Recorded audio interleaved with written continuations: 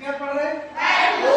वर्गमूल पढ़ रहे हैं। तो वर्गमूल में सबसे पहले तो हमें दो विधियों से करेंगे। पहले सबसे पहले गुणनखंड विधि से, कौन सी विधि से? फिर पढ़ेंगे अपन भाग विधि से। तो सबसे पहले हम गुणनखंड विधि से सीख लेते हैं। जैसे हमने एक संख्या दी 40 40 हमें पता है कि 96 का लास्ट का इकाई का अंक कैसा है? सम है। कैसा है? ये वाला अंक कैसा है? कैसा है? सम। तो हमें पता है कि हमें इसको जोड़ना है, अपना भाग तो दो का भाग कितना आया? 20 दो का दिया तो इतना दे करके हमने दो का दिया तो इतना। फिर यहाँ पे ऐसे करते करते करते करते हम यहाँ पे आए। जब तक एक आएगी जब तक अपन छोड़ेंगे नहीं, और जब तक तोड़ेंगे नहीं तो इस डायलॉग को याद रखना, सवाल एकदम सही हो जाएगा। जब तक एक नहीं आएगी जब तक छोड़ेंगे नहीं, जब तक तोड़ेंगे नहीं जब तक पता है, याद है ना?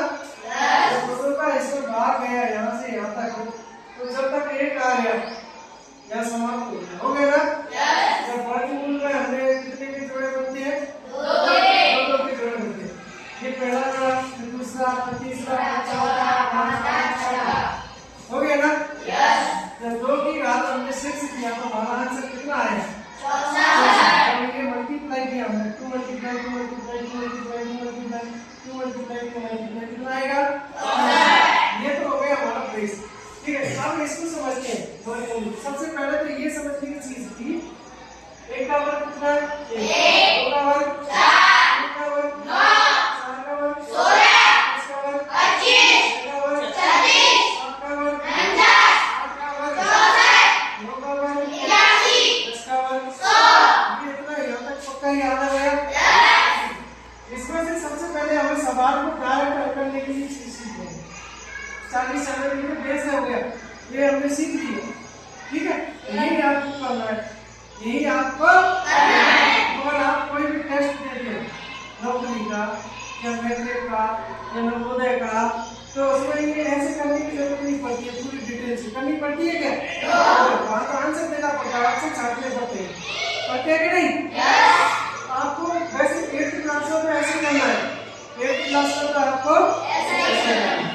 मगर जब पेपर में कैसा करेंगी तो 100 ऐसे इस तरीके को अपना लो। एक का वर्ग एक का इकाई का 20 आ रहा है, तो 90 में इकाई का 81 में भी आ रहा है। 2 का वर्ग में 4 आ रहा है, 8 के वर्ग में इकाई का 4 आ रहा है। 3 के में 2 आ रहा है, 7 के में भी 4 के में 16 और 6 के में 36 के इकाई का 6 आ रहा है। तो हमें पता है इसका इकाई का कितना है? 6। तो हमें दोनों में से पता पड़ेगा कौन सा है इसमें से? 4 और 6। 4 और 6। 4 और 6। तो हमें पता कैसे पड़ेगा? अगर 4 आएगा इकाई का आंसर में, इकाई का अंक कैसा? आंसर में कितना आएगा? 4। कितना आएगा? 6। कितना आएगा? 6। तो 4 आएगा या 6? तो 4 आएगा 6। ये तो सवालों में दिया 6, तो अपने दोनों पार्टी है इनमें से दोनों में 6 है ना? है क्या? ऐसे हमें पता पड़ेगा कि इनमें से कोई आंसर है। आंसर तो यही है। ये क्या है? ये क्या है? ये तो ये बढ़ गए। ये क्या है? ये 16 36 के बढ़ गए। और ये क्या है? मूल, वर्गमूल। 4 और 6 का वर्गमूल। अरे 16 का वर्गमूल कितना है? 4। 36 का वर्गमूल कितना है? इसका वर्गमूल कितना आएगा? तो ये तो पूछ रहा है वो। ये 40 96 का वर्गमूल कितना आएगा? तो हमें पता पड़ गया कि तो इकाई का 4 आएगा या फिर 6। ठीक है, तो हमें पता था आंसर में मैंने अभी आपको ऑप्शन दिए थे, तो ऑप्शन में से हमने छाटा था क्या? इकाई का अंक कितना आया था इसमें? 4 आ रहा है ना 64 में? 64 में 4 आ रहा है क्या?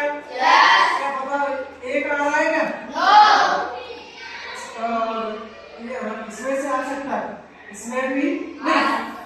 हाँ, इसमें ये आंसर ये आएंगे। ये क्या है? ये तो वर्ग है, ये वर्गमूल है। इधर वाले देखेंगे क्या 1 आ रहा था माने में? क्या 9 आ रहा था? क्या 2 आ रहा था? क्या 8 आ रहा था? क्या 3 आ रहा था? क्या 7 आ रहा था? क्या 5 आ रहा था?